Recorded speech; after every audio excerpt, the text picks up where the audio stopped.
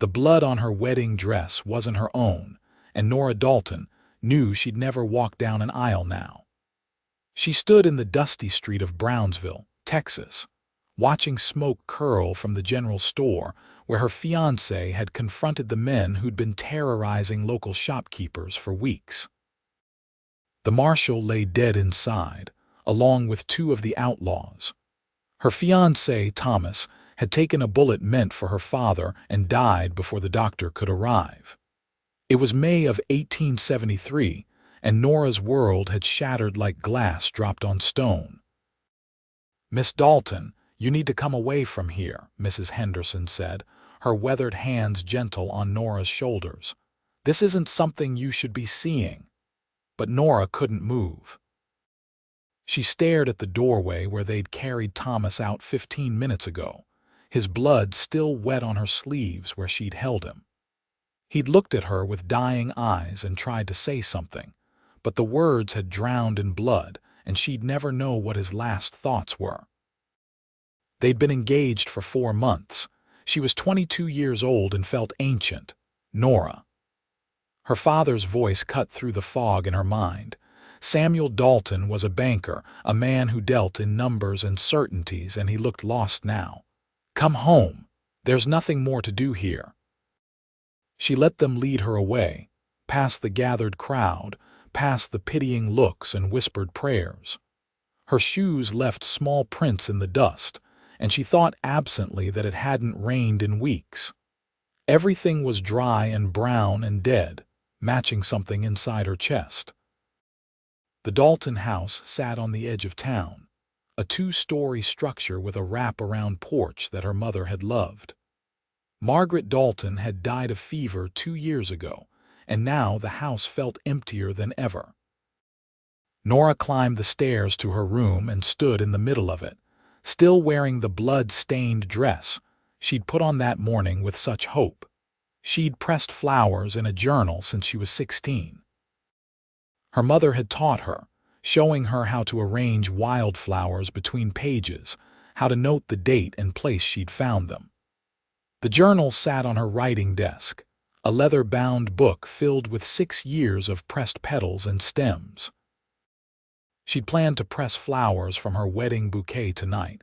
Instead, she unbuttoned the dress with shaking fingers and let it fall to the floor.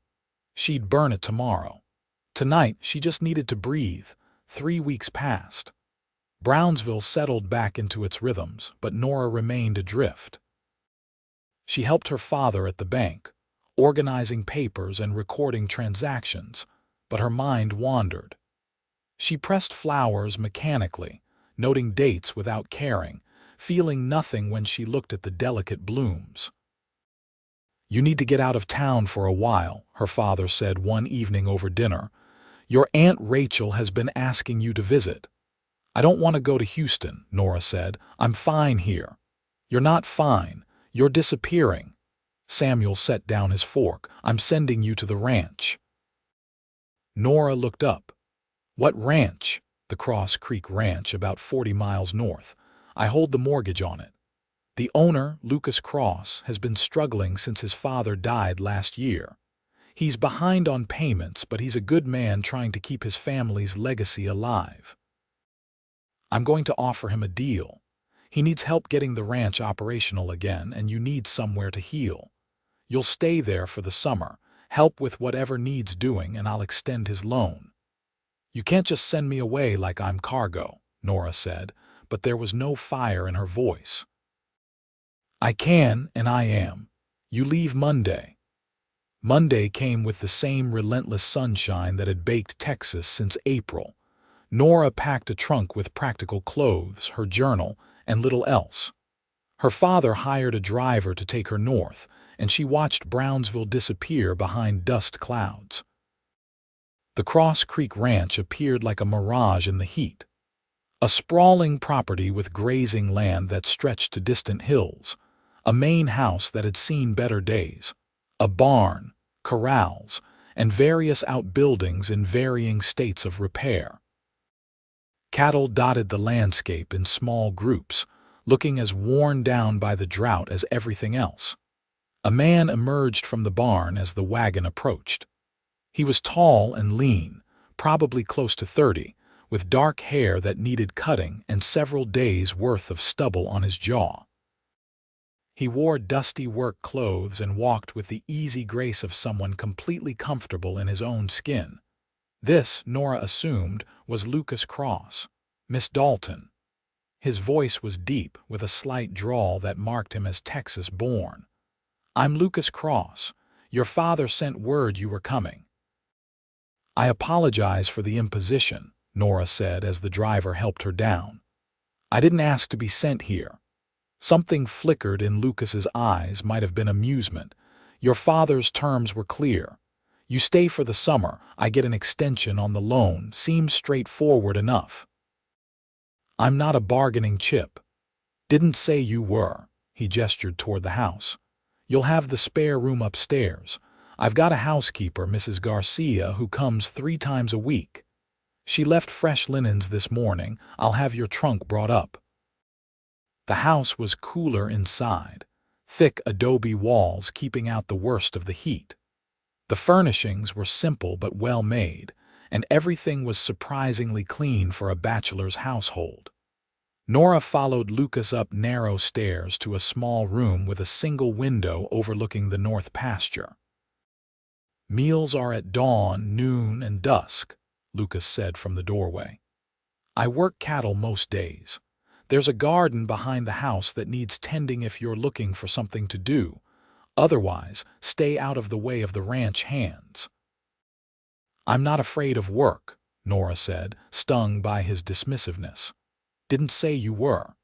He studied her for a moment with eyes that were an unexpected shade of gray. "But you've got the look of someone who's been through hell recently. Your father didn't share details, but I'm not blind." "Take your time settling in. Summer's long, and we've got plenty of work to go around." He left before she could respond. Nora sat on the bed and looked around the sparse room. Through the window, she could see Lucas walking back toward the barn, his shadow long in the afternoon light. She wondered what he saw when he looked at her. Probably just another city woman playing at ranch life. She unpacked her trunk, hanging dresses in the small wardrobe and placing her journal on the bedside table. Tomorrow she'd start whatever this summer was going to be. Tonight, she just wanted to sleep without dreams. Dinner was awkward. Lucas had a cook, an older Mexican woman named Rosa, who served beef and beans with fresh tortillas. Nora sat across from Lucas at a scarred wooden table and searched for conversation. "How long have you run this ranch?" she asked. "All my life in one way or another. My father started it 30 years ago. I was born here." Lucas ate efficiently without much attention to the food. "He died last winter. Heart just gave out one morning while he was checking fences." "I'm sorry. Life on a ranch is hard." He knew that. Lucas met her eyes. "Your father mentioned you'd lost someone too, recent by the sound of it." Nora's throat tightened. 3 weeks ago, my fiancé, he was shot during a robbery." "That's rough." Lucas's voice softened slightly. "I'm sorry, that's a hard thing to carry." "Yes." She pushed beans around her plate. "My father thought sending me away would help. I'm not sure he was right. Sometimes a change of scenery does more than we expect." Lucas finished his meal and stood. "I'll be up before dawn checking the north herd. Rosa will have breakfast ready by 6 if you want to eat before the heat sets in." "Sleep well, Miss Dalton." "Nora," she said. "If I'm going to be here all summer, you might as well call me Nora." "Nora, then. I'm Lucas."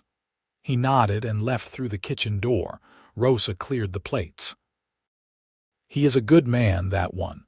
Works too hard, never stops, like he is trying to do the work of 3 men since his father died."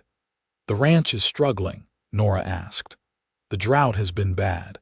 Cattle are thin, grazing land is poor. He needs more hands but cannot afford to pay them." "And the loan from your father, it weighs on him." Rosa wiped down the table. "But he will not give up.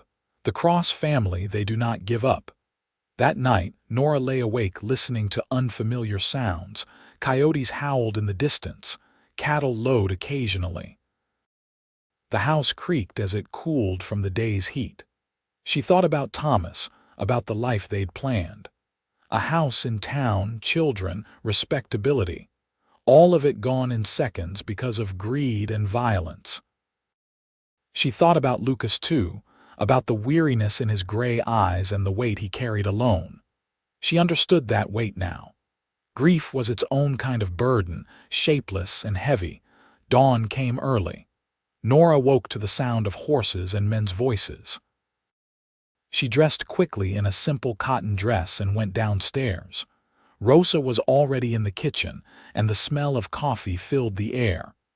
"You are up early," Rosa said approvingly. "Lucas rode out an hour ago, but there is food." Nora ate biscuits and eggs, drank strong black coffee, and felt more alert than she had in weeks. After breakfast, she explored the house properly. It was larger than she'd realized, with a parlor that looked unused and a study filled with ledgers and ranch records. She itched to organize the papers scattered across the desk, but resisted. This wasn't her home. Instead, she went outside. The garden Rosa had mentioned was behind the house, surrounded by a low fence to keep out rabbits. It had been planted but neglected, with weeds choking tomato plants and beans climbing haphazard stakes. Nora found tools in a small shed and got to work. The sun climbed higher. Sweat dampened her dress. Her hands grew dirty and her back ached, but the physical labor felt good. She lost herself in the simple task of pulling weeds and straightening plants. By noon, the garden looked considerably better. Lucas returned as she was washing her hands at the pump. He dismounted and led his horse toward the barn, then paused when he saw the garden. "You've been busy," he said. It needed attention. Nora dried her hands on her apron. "I hope you don't mind." "Mind? You just saved 3 weeks' worth of vegetables. I'm grateful." He looked at her more closely. "You should get out of the sun. Your face is getting red." "I'm fine. Suit yourself." But he went into the house and returned with a wide-brimmed hat. "My mother's. Might as well put it to use." Nora took the hat, surprised by the gesture. "Thank you. Can't have you getting sunstroke on my watch. Your father would probably foreclose." There might have been humor in his voice, but it was hard to tell. Over the following days, a routine developed. Lucas worked the ranch from dawn until dark, dealing with ornery cattle and broken fences and the 100 other problems that came with running a failing operation. Nora tended the garden, helped Rosa in the kitchen, and slowly began to explore the property. She found wildflowers growing in unexpected places. Desert marigolds near the creek bed, bluebonnets in a far pasture, Indian blankets blooming despite the drought. She pressed them in her journal, noting locations and dates, and felt the first stirring of something other than grief. One evening, she found Lucas on the porch after dinner. He sat on the steps, hat beside him, looking out at the darkening land.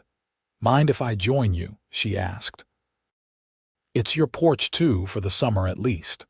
Nora sat, leaving a respectful distance between them.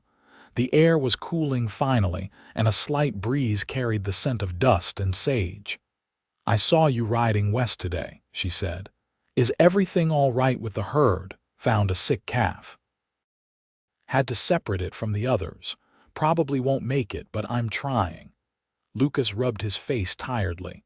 "Some days I wonder if my father would be disappointed in how I'm running things. From what Rosa says, you're doing everything humanly possible.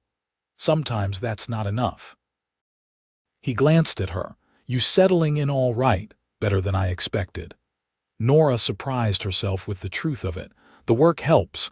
Keeping busy makes the days pass." "I understand that." Lucas was quiet for a moment. "After my father died, I worked 20-hour days for months. Trying to outrun the grief, I think. Didn't work, but it got me through the worst of it. Does it get easier? Not easier. Different. You learn to carry it." He stood, picking up his hat. I'm up early again tomorrow. There's a fence down on the eastern boundary that needs fixing. Good night, Nora. Good night, Lucas. She watched him go inside, heard his boots on the stairs. The sky was scattered with stars, more than she ever saw in town. She thought about what he'd said about learning to carry grief instead of expecting it to disappear. Maybe that was the answer she'd been looking for. June arrived with no break in the drought. The creek that gave the ranch its name was barely a trickle. Lucas grew more tense as he watched his cattle suffer. Nora helped where she could, hauling water to the garden, working alongside Rosa to preserve what vegetables they could. One afternoon, Lucas rode in with blood on his shirt. Nora was hanging laundry and dropped the sheet she was holding. What happened? She ran to him as he dismounted. Cow got tangled in barbed wire, tore herself up pretty bad. He looked exhausted. I had to put her down, lost the calf too. Let me see your arm. Blood was seeping through his sleeve. It's nothing. It's not nothing. Come inside. Nora used her firmest voice, the one she'd learned from her mother. Lucas didn't argue, which told her he was more hurt than he was letting on. In the kitchen, she made him sit while she rolled up his sleeve. A deep gash ran along his forearm, still bleeding sluggishly. This needs stitches, she said. I'll be fine. Don't be stubborn. She cleaned the wound with whiskey, making him hiss. Hold still. Nora had sewn up her share of injuries. Growing up in Texas, you learned basic doctoring whether you wanted to or not. She threaded a needle, sterilized it in flame, and began stitching. Lucas watched without flinching, though his jaw was tight. You're good at this, he said. My mother taught me. She said a woman needed to know how to patch up foolish men. Nora tied off the last stitch. There. Try not to tear it open again. I'll do my best. Lucas flexed his arm experimentally. Thank you. Their eyes met, and something passed between them. Nora felt it like a physical touch, a sudden awareness of Lucas as more than just her temporary host.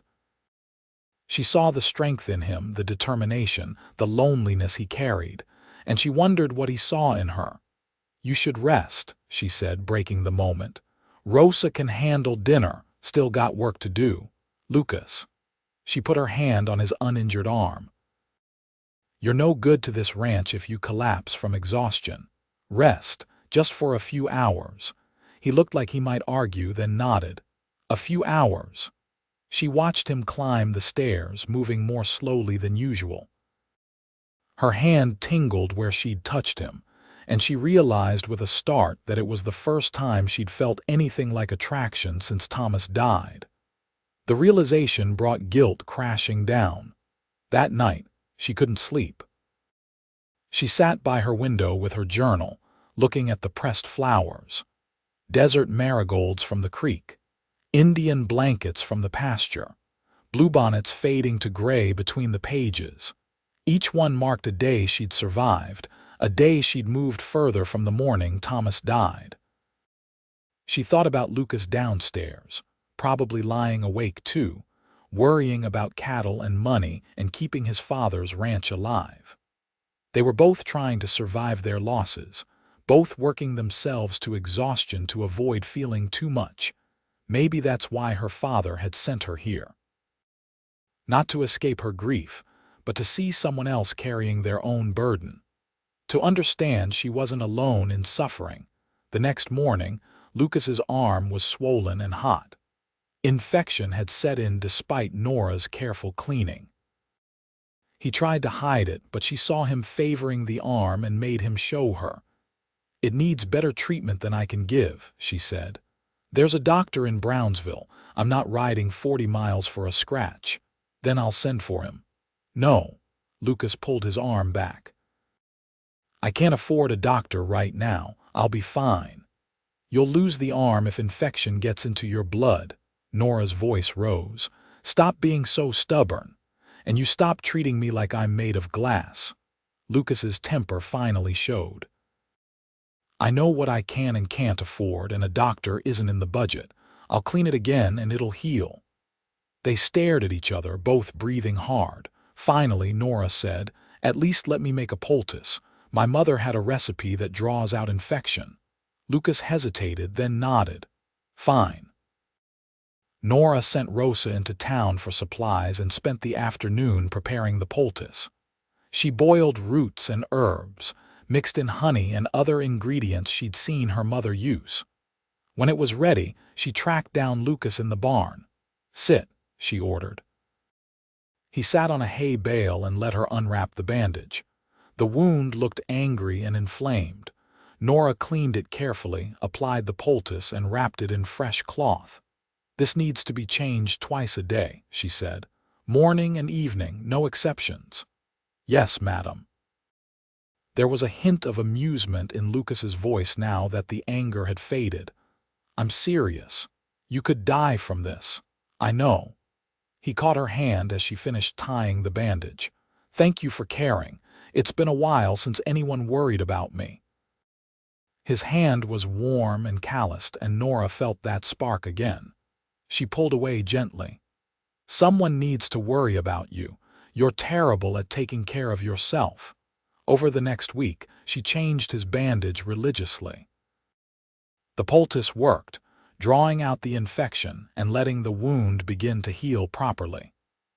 Lucas submitted to her care with surprising patience, and their evening sessions became something they both looked forward to. "Tell me about your fiancé," Lucas said one evening as she wrapped fresh bandages. Nora's hand stilled. "What do you want to know? What was he like? If that's not too hard to talk about." She considered. A month ago, she couldn't have spoken about Thomas without breaking down. Now the grief had softened enough to allow words. "He was kind," she said slowly. "Steady and reliable. He worked at the land office and wanted to go into politics someday. We would have had a comfortable life together." She finished with the bandage and sat back. "I thought I loved him. But now I wonder if I was just in love with the future he represented." "That's honest." Lucas flexed his arm, testing the bandage. "Healing well, thanks to you, I'm glad." Nora packed away the medical supplies. "What about you? Was there ever someone special?" "Once. Her name was Catherine. Rancher's daughter from up north. We were engaged, but she broke it off when she realized how hard ranch life really was. She married a banker in Dallas instead." Lucas's voice was matter of fact. "That was 5 years ago. Haven't had time for romance since." "Do you miss her?" "I miss the idea of her, someone to share the work and the worry with. But no, I don't miss Catherine specifically. She wasn't built for this life." "And you think I am?" Nora asked. Lucas met her eyes. "You've been here 6 weeks and you haven't complained once. You work from sunup to sundown without being asked. You've brought life back to that garden and probably saved my arm. I'd say you're exactly built for this life." Something warm unfurled in Nora's chest. "That might be the nicest thing anyone said to me in a long time. It's just the truth." They sat in comfortable silence as the sun set. Nora realized she was happy, or at least content, for the first time since Thomas's death. The ranch had given her purpose, and Lucas had given her something she hadn't expected: respect and friendship without pity. July brought storms. Not enough rain to break the drought, but violent thunderstorms that scared the cattle and kept everyone on edge. During one particularly bad storm, Nora was woken by pounding on her door. "Nora, wake up." Lucas's voice was urgent. "I need help." She threw on a robe and opened the door. Lucas stood there soaking wet, his hair plastered to his head. "What's wrong?" "Cattle scattered in the storm. I need every hand to help round them up before they hurt themselves or get lost." He was already turning away. "Can you ride?" "Yes, but get dressed. Wear something warm." "Meet me in the barn in 5 minutes." Nora dressed quickly in riding clothes, pulled on boots, and ran to the barn. Lucas had 3 horses saddled. 2 ranch hands she recognized were mounting up. "You'll ride with me," Lucas said, helping her into the saddle. "Stay close and do what I say." Cattle are dangerous when they're spooked. They rode out into the storm. Rain lashed Nora's face and lightning turned the world white. Lucas led them toward the north pasture, where the bulk of the herd should have been. Instead, they found broken fences and empty land. They went west, one of the hands shouted over the thunder. Probably headed for the draw. They rode hard, and Nora's muscles screamed in protest. She wasn't used to this kind of riding, but she gritted her teeth and kept up. Lucas kept glancing back to check on her, and she was determined not to slow him down. They found the cattle bunched in a ravine, bawling in fear. Lightning had struck a tree nearby, and they were trying to get away from the burning branches. Lucas and his men worked to turn them back toward open ground, and Nora helped where she could, using her presence to guide frightened animals. A calf broke away from the group, running blindly. Without thinking, Nora spurred her horse after it. She caught up and turned it back, but her horse stumbled in the mud. For a terrifying moment, she thought they'd both go down. Then strong hands grabbed her reins, steadying the horse. Lucas looked at her with wild eyes. "Be careful," he shouted. "I'm fine." They worked for hours in the rain and dark. Gradually, the herd calmed and allowed itself to be guided back to safer ground. By the time they got the cattle secured in a different pasture with intact fences, dawn was breaking and the storm was passing. Nora was exhausted, bruised, and soaked to the bone. Lucas looked even worse, his face drawn with fatigue, but there was satisfaction in his eyes as he counted the cattle. "We didn't lose any," he said. "Thanks to your help. I didn't do much. You did enough." He helped her dismount. Her legs nearly buckled and he caught her. "Easy, you're not used to riding that hard. I'll be fine." But she leaned on him for a moment, too tired to care about propriety. Back at the house, Rosa had hot coffee and breakfast waiting. Nora drank 2 cups and ate mechanically, barely tasting the food. Lucas sat across from her, mud-streaked and exhausted, and she thought he'd never looked more handsome. The realization hit her like a thunderbolt. She was attracted to Lucas Cross. Not just in a passing way, but deeply and truly attracted. She admired his strength and determination, his kindness to his animals and workers, the way he'd treated her as an equal from the start. He was nothing like Thomas, who'd been soft and civilized. Lucas was hard edges and calloused hands, shaped by the land he loved, and she couldn't act on any of it. She was only here for the summer, and Thomas had been dead less than 2 months. It would be a betrayal of his memory, wouldn't it? "You should rest," Lucas said, breaking into her thoughts. "You earned it today, so should you?" "I will, few hours at least." He stood, winced at stiff muscles. "Nora, you did good out there. I meant what I said." After he left, Nora sat staring into her coffee cup. She was in trouble and she knew it. She'd come here to heal from loss, not to develop feelings for another man. But the heart didn't follow convenient timelines. She went upstairs and stood at her window, looking out at the rain-washed ranch. Everything looked cleaner, fresher. The cattle were grazing peacefully. Smoke rose from the bunkhouse chimney. It was beautiful in its own harsh way, this life Lucas had chosen, and she was starting to love it as much as she was starting to love him. The thought terrified her. Over the following weeks, Nora tried to maintain distance. She still tended the garden and helped around the house, but she avoided being alone with Lucas. If he noticed, he didn't comment. He was busy anyway, making repairs after the storm and preparing for the annual cattle drive to market. But avoidance only worked for so long. One afternoon, Nora was gathering wildflowers near the creek when Lucas rode up. "Thought I might find you here," he said, dismounting. "Rosa said you come out here most afternoons. I like pressing flowers in my journal." Nora held up the Indian blankets she'd collected. "It helps me remember things." "Can I see?" Lucas asked, She hesitated, then handed him the journal. He paged through it carefully, looking at the pressed flowers and her neat notations. "This is beautiful," he said. "You've documented half the ranch here. Look, these bluebonnets are from the south pasture, and these desert marigolds must be from the creek bed. It's just a hobby. It's more than that. It's art and science together." Lucas handed back the journal. "My mother used to do something similar. Pressed flowers and leaves, making records of what grew where. I'd forgotten about that until now." They sat by the creek, which was running higher thanks to the rain. The heat was slightly less oppressive, and a breeze stirred the sparse grass. "I want to tell you something," Lucas said abruptly. "And I want you to listen before you say anything." Nora's heart began to race. "All right. You came here broken, grieving, and I wasn't sure what to expect. But you've been the best thing that's happened to this ranch in years.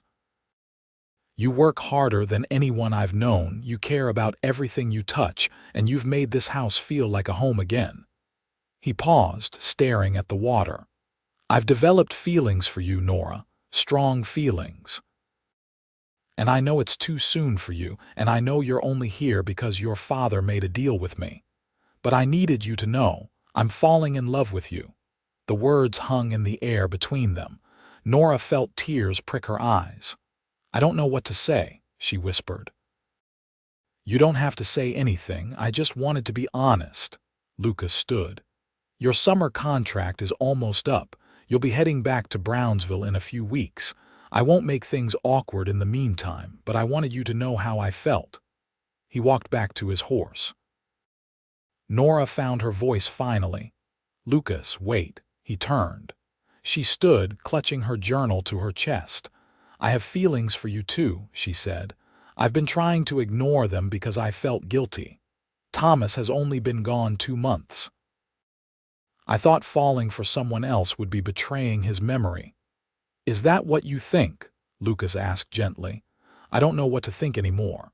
Tears spilled down her cheeks. "Everything I thought I knew about myself has changed. The life I planned with Thomas, it feels like it belonged to someone else. Being here working beside you, it's shown me what I really want, but I'm scared." Lucas closed the distance between them. "What are you scared of?" "That I'm being unfair to Thomas, that I'm moving too fast. That these feelings aren't real, just my grief looking for somewhere to land." She looked up at him. "That you'll realize I'm not strong enough for this life after all." "Nora." He took her face in his hands, his touch infinitely gentle. "You're one of the strongest people I've ever met. And your feelings for me have nothing to do with Thomas. You can honor his memory while still moving forward with your life. He wouldn't want you to stop living." "How do you know?" "Because if I loved someone and died, I'd want them to find happiness again. Wouldn't you want that for Thomas?" Nora thought about it and realized Lucas was right. Thomas had loved her, and he would have wanted her to live fully, not lock herself in grief forever. "Yes," she said. "I would want that for him." "Then give yourself permission to feel what you feel." They stood inches apart, the journal pressed between them. Nora could feel her heart hammering. Lucas's gray eyes held hers, patient and warm. Slowly, she set the journal down on the grass. Then she reached up and touched his face, feeling the rough stubble on his jaw. "I'm falling in love with you too," she said. "It terrifies me, but it's true." Lucas smiled, a real smile that transformed his usually serious face. "Can I kiss you?" "Yes." He pressed his lips to hers, gentle at first, then deeper as she responded. It was nothing like kissing Thomas. This felt wild and right, like coming home to a place she'd never been before. His arms came around her and she pressed closer, feeling the solid strength of him. When they finally broke apart, both breathing hard, Lucas rested his forehead against hers. "I've wanted to do that for weeks," he said. "I know, so have I." Nora laughed, surprised by her own boldness. "What do we do now?" "Now." Lucas kissed her again, brief and sweet. "Now we figure it out together." They sat by the creek and talked until the sun began to set. Lucas told her about his dreams for the ranch, how he wanted to build it back up to what it had been when his father was young. Nora told him about her life in Brownsville, how suffocating the social expectations had felt, how alive she'd felt here doing real work. "I don't want to go back," she admitted. "I know I have to, but I don't want to." "Then don't go." Lucas took her hand. "Stay here, marry me." Nora's breath caught. "Lucas, we've only known each other a few months. I know. It's crazy and too fast and probably a terrible idea." He smiled wryly. "But I also know what I feel. I love you, Nora. I love your strength and your kindness and the way you throw yourself into everything you do. I love watching you work in the garden and press flowers in your journal. I love that you rode out in that storm without hesitation. I can't imagine this ranch without you now." "I love you too," Nora said, wonder in her voice. "I really do, but marriage. Think about it, you don't have to answer now." Lucas squeezed her hand. "But know that I'm serious. I want you here as my partner and my wife. Whatever that takes, I'll make it happen." That night, Nora lay in bed and thought about Lucas's proposal. It was insane. They barely knew each other. Her father would probably object. And what would people in Brownsville say when they heard she was marrying a struggling rancher barely 2 months after her fiancé's death? But none of those concerns seemed to matter when weighed against what she felt. She loved Lucas. She loved the ranch. She loved the person she was becoming here, strong and capable and unafraid. Maybe Thomas's death, as horrible as it was, had freed her to choose a life she actually wanted instead of the one expected of her. The next morning, she found Lucas in the barn. He looked up as she approached, his expression carefully neutral. "I've thought about your proposal," Nora said. "And, yes," Lucas's eyes widened, "yes, you'll marry me." "Yes." Nora felt giddy with the decision. "I'll marry you. I want to stay here and build a life with you. I want to help make this ranch thrive. I want everything you offered." He pulled her into his arms and spun her around, laughing with pure joy. When he set her down, he kissed her deeply, and Nora felt the rightness of her choice down to her bones. "When?" Lucas asked. "How soon can we make this official? We need to tell my father first. And soon, before I lose my nerve." They rode to Brownsville together 2 days later. The journey took most of a day, and they talked the entire time, planning their future. They'd keep the ranch running, expand when they could, maybe raise horses as well as cattle. They'd build a real home together. Samuel Dalton was in his office at the bank when they arrived. His face registered shock when Nora walked in with Lucas. "Nora, what are you doing here?" "The summer isn't over yet." "I know, Father, we need to talk." Nora took Lucas's hand, drawing strength from him. "Lucas has asked me to marry him, and I've said yes." The silence was deafening. Samuel stared at them, his face reddening. "You've been gone 2 months, he said finally. "Thomas has been dead 2 months, and you're already engaged to another man." "I know how it looks," Nora said. "But I love Lucas. I love the ranch. I've found a life there that makes me happy." "Happy? You're throwing away your entire future for some dusty ranch and a man you barely know." Samuel stood, his chair scraping against the floor. "I won't allow it." "I'm 22 years old," Nora said quietly. "You can't stop me. I can refuse to give my blessing. I can refuse to pay for another wedding. I can tell everyone in town that you've lost your mind with grief." Lucas spoke for the first time. "Mr. Dalton, I understand your concerns. This seems fast and your daughter has been through a trauma, but I love Nora and I'll spend the rest of my life taking care of her. The ranch is struggling now, but I'm determined to make it succeed. She'll want for nothing. Want for nothing. You're behind on your loan payments. Your ranch is barely profitable. You have nothing to offer her." Samuel turned to Nora. "Please think about this rationally.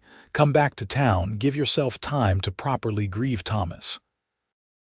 If you still feel this way in 6 months, we can discuss it then." "I'm not going to change my mind," Nora said. "I love him, Father. I'm sorry if that disappoints you, but it's the truth." The argument went on for over an hour. Samuel alternated between anger and pleading. But Nora stood firm, and finally her father sat down heavily. "I can see you've made up your mind," he said. "God help me, you're as stubborn as your mother was. If this is truly what you want, I won't stand in your way, but I think you're making a mistake." "I'm not." Nora went to him and kissed his cheek. "Thank you for respecting my choice." "I'm not happy about it." Samuel looked at Lucas. "You'd better take care of her, Cross. If you don't, you'll answer to me."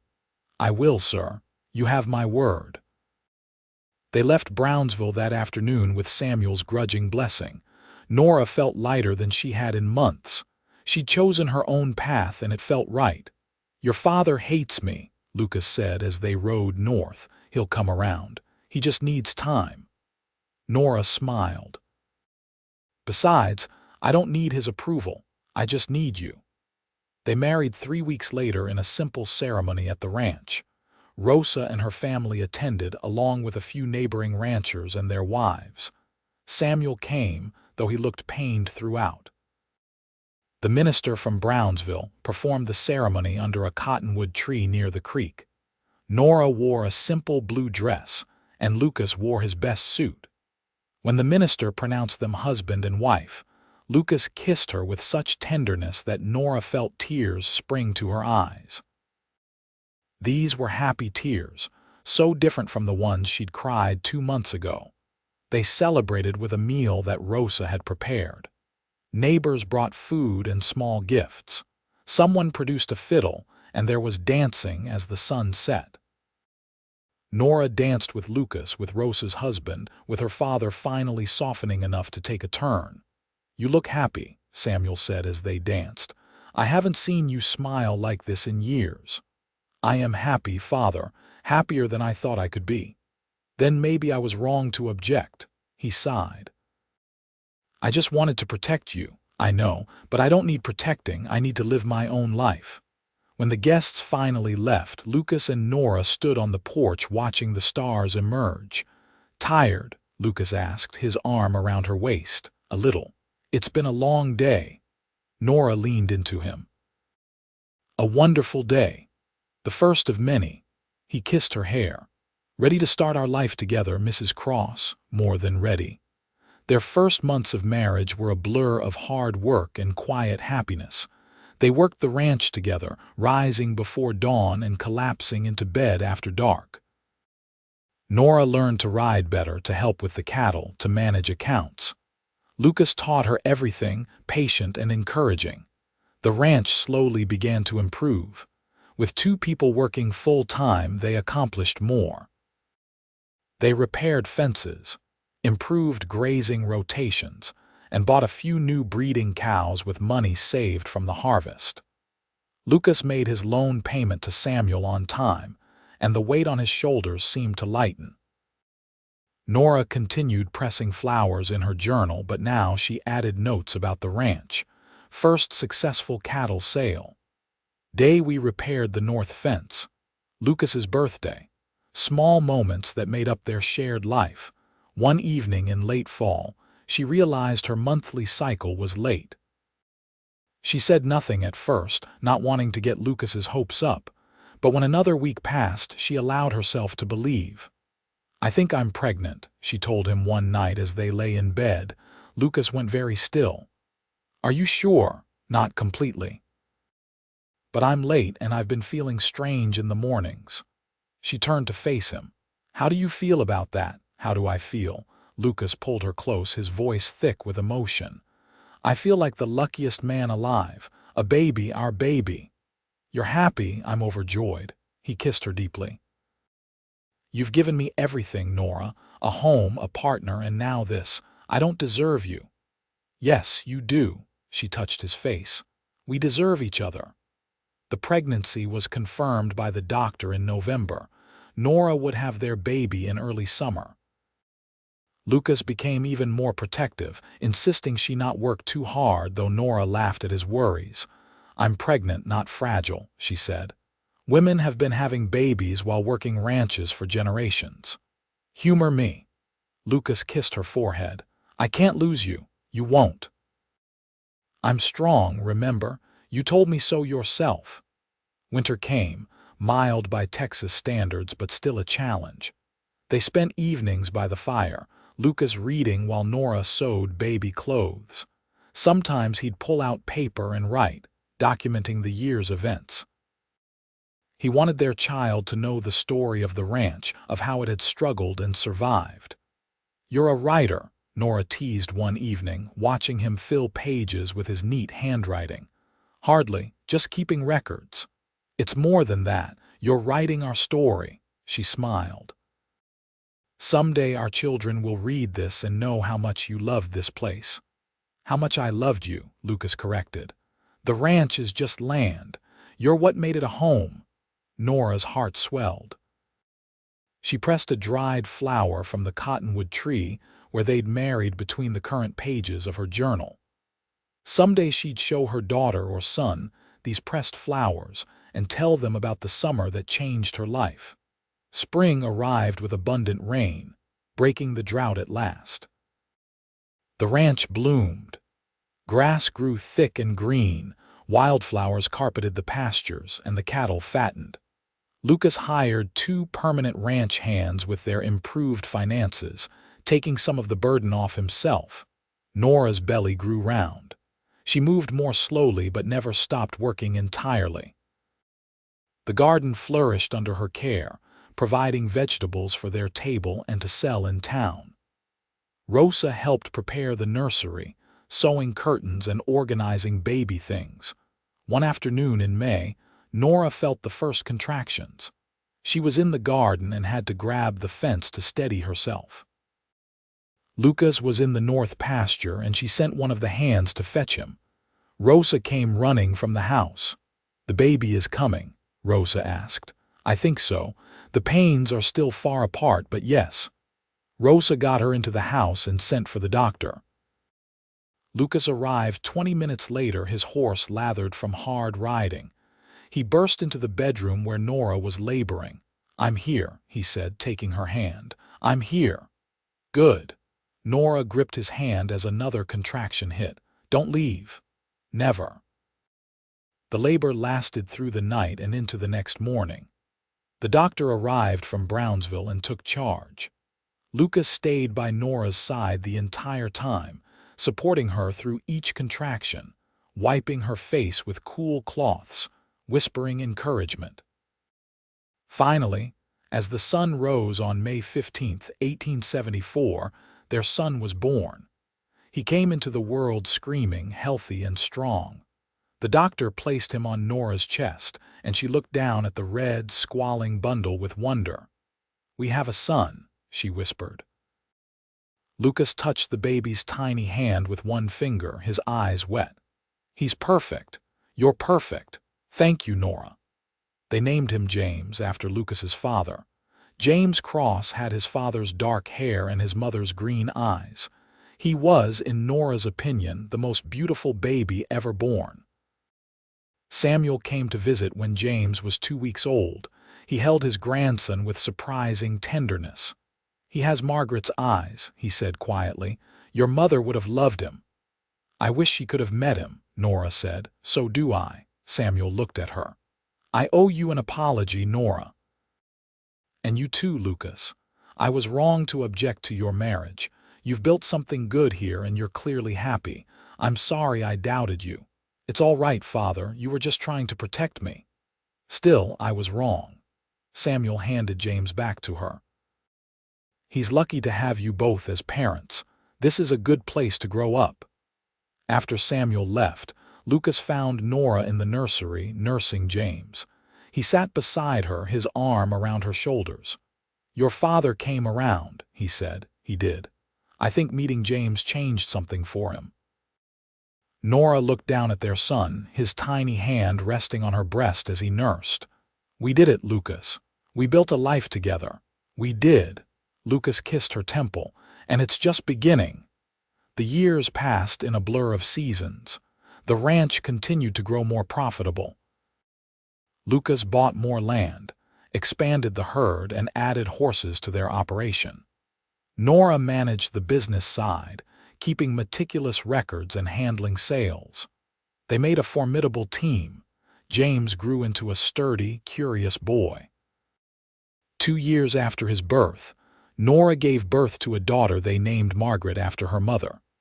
3 years after that, another son arrived, Samuel, named for Nora's father. The house filled with noise and laughter and life. Nora still pressed flowers in her journal, though she had less time now. She showed the children how to identify wildflowers, teaching them the same way her mother had taught her. James loved the Indian blankets that grew in the south pasture. Margaret preferred bluebonnets. Little Samuel was too young to care much yet, but he liked crushing petals between his fingers. One evening when James was 10 and Margaret was 8 and Samuel was 5, the family sat on the porch after dinner. Lucas had been writing in his journal, recording the year's events. He closed it with satisfaction. "Another good year," he said. "The best yet," Nora agreed. She was pregnant again, due in the fall, and felt the baby kick as if in agreement. "Tell us the story again," Margaret begged. "About how you and Papa met." Nora and Lucas exchanged smiles. They told the story many times, but their children never tired of it. "Well," Nora began, "I came to the ranch in the summer of 1873. I was sad and lost, and your grandfather sent me here to heal. And I didn't know what to make of her," Lucas continued. "This city woman who showed up like she was doing me a favor. But I worked hard," Nora said. "I tended the garden and helped around the ranch. And I fell in love with her courage and strength," Lucas said, looking at Nora with the same warmth he'd shown that day by the creek. "She saved my arm when it got infected, and she rode out in a storm to help round up cattle, and she made this house a home. And your papa was brave and kind and everything I didn't know I needed," Nora said. "He taught me what real love felt like." "And they lived happily ever after," James finished, like he always did. "We're living it right now," Lucas said. "Every day with all of you is the happy ending." Later, after the children were in bed, Nora and Lucas sat together in their bedroom. She showed him her journal, now almost full after 11 years. "Look at all these flowers," she said, paging through. "Each one marks something important. The day we met, our first kiss, our wedding, each child's birth. You've documented our whole life together," Lucas said, studying the pages. "Just like you have in your journal," Nora smiled. "You write our story in words, I write it in flowers. Together they make something complete." Lucas took her hand. "I love you, Nora, more than I did that day by the creek, and I didn't think that was possible." "I love you too," she kissed him. "Thank you for teaching me that it's all right to move forward after loss. That loving you doesn't diminish what I felt for Thomas. He'd be happy for you, I think, for us. I think so too." Their fourth child, a daughter named Rosa after the woman who'd become like family to them, was born in October. The original Rosa, now in her 70s but still spry, helped deliver her namesake and cried happy tears when they told her the baby's name. The years continued to pass. The children grew. James showed an aptitude for ranching and began taking on more responsibility. Margaret loved horses and dreamed of breeding championship stock. Samuel was quieter, more studious, talking about becoming a lawyer. Little Rosa was still too young to show her talents, but she followed her mother everywhere, already fascinated by plants and flowers. Lucas and Nora aged together, gray threading their hair and lines marking their faces. The ranch prospered. They expanded the house, adding rooms for the growing family. They hired more hands and became one of the most successful operations in the region. Samuel Dalton passed away when James was 15, leaving his estate to Nora. She used part of it to modernize the ranch, bringing in new breeding stock and better equipment. The rest she saved for the children's futures. One evening, 23 years after they'd met, Nora found Lucas in his study.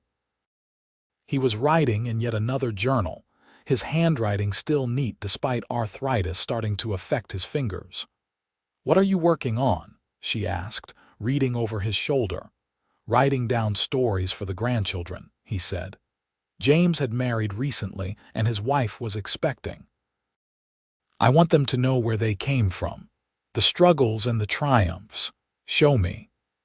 Lucas read aloud what he'd written, the story of how he'd met Nora, how she'd arrived broken and left whole, how they'd built a life together against odds. His words were simple but powerful, and Nora felt tears prick her eyes. "That's beautiful," she said. "It's the truth." Lucas set down his pen. "You know what I realized? You saved me as much as I saved you. I was drowning in debt and loneliness when you arrived. Your presence gave me hope again." "We saved each other," Nora said. "That's what love does." "Yes." Lucas stood and pulled her into his arms. They swayed slightly, dancing to music only they could hear. 23 years and I still feel like the luckiest man alive."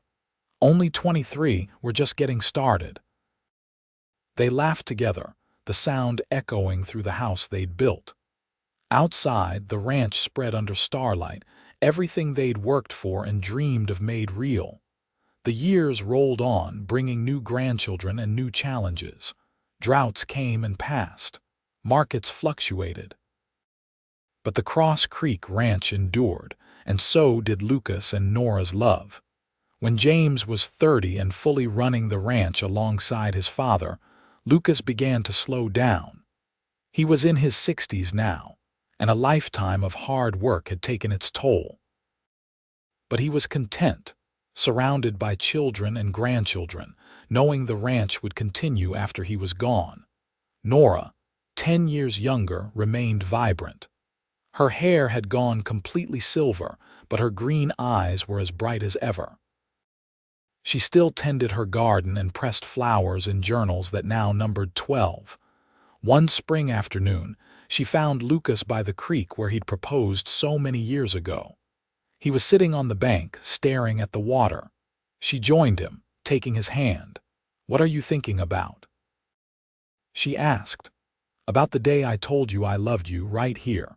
Lucas squeezed her hand. "I was so scared you'd say no."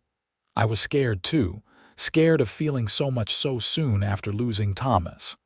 Nora rested her head on his shoulder. "But you taught me that the heart has infinite capacity for love.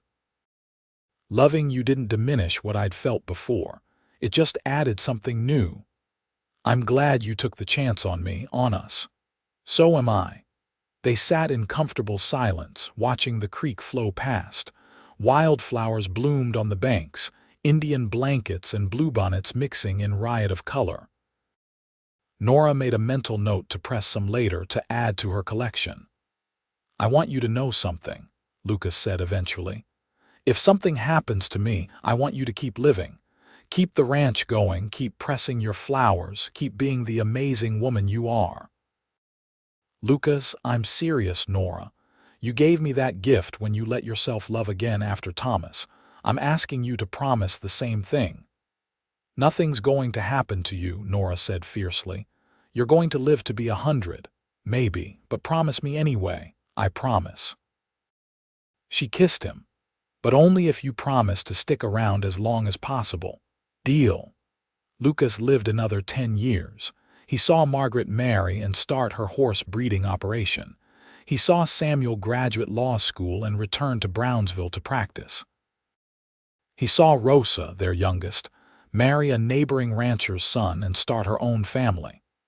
He met 14 grandchildren and held 3 great-grandchildren before he died peacefully in his sleep at age 71. Nora grieved deeply, but not desperately. She'd had 34 years with Lucas, 34 years of love and partnership and joy.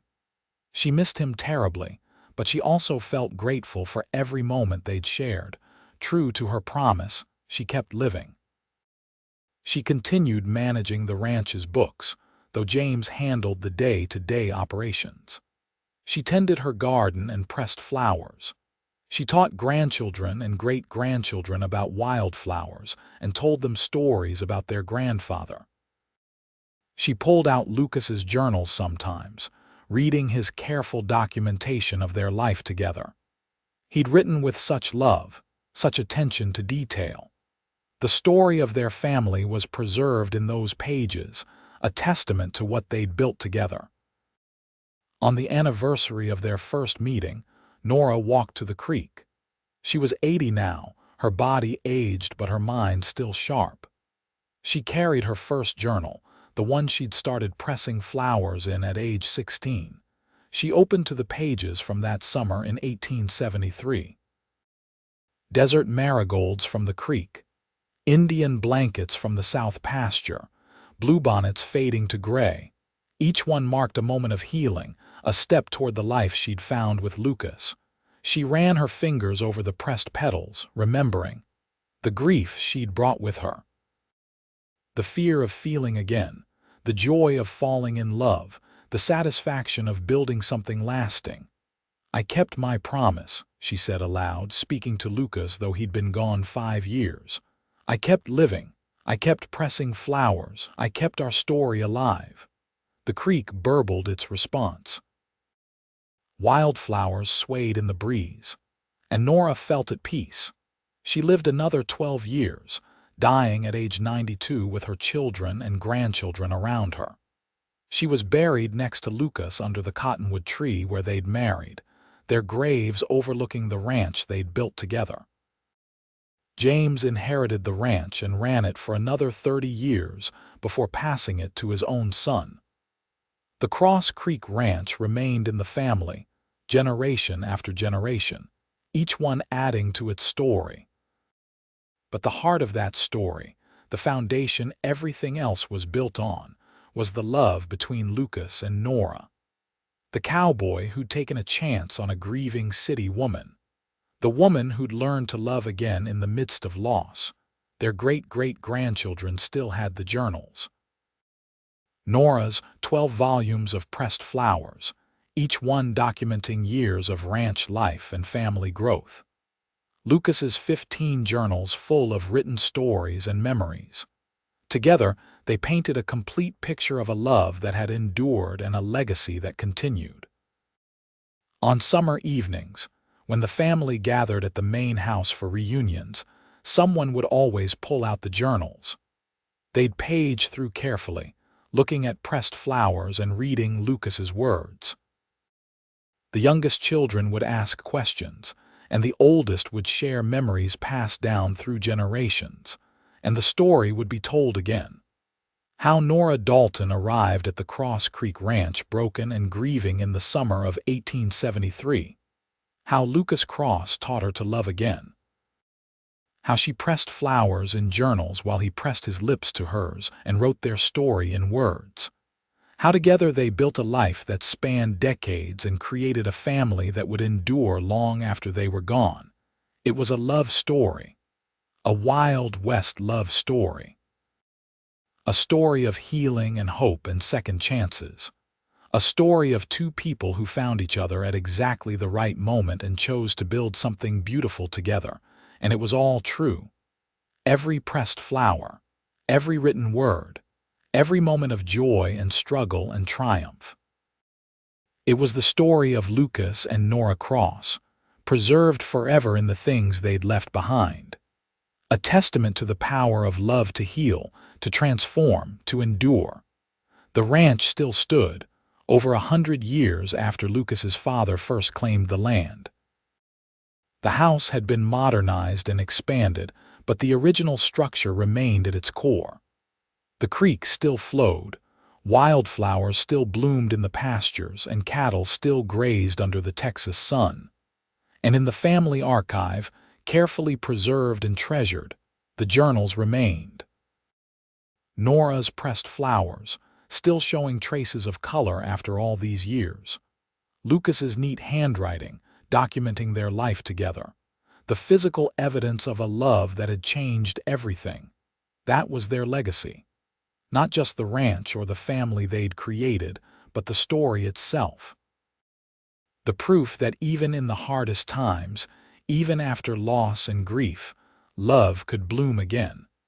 That two broken people could find each other and become whole. That hope was always possible. The cowboy pressed his lips to hers and wrote their story. The woman pressed flowers in her journal and preserved their love. And together, they created something that would last forever.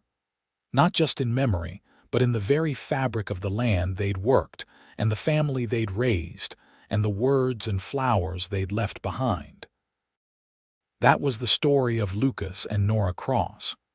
A fast-paced, heartfelt love story in the Wild West. A story that began with blood on a wedding dress and ended with generations of love and legacy. A story that proved the heart's capacity to heal and love again was infinite. And it all started the day the cowboy pressed his lips to hers, and they began writing their story together, one pressed flower and one written word at a time.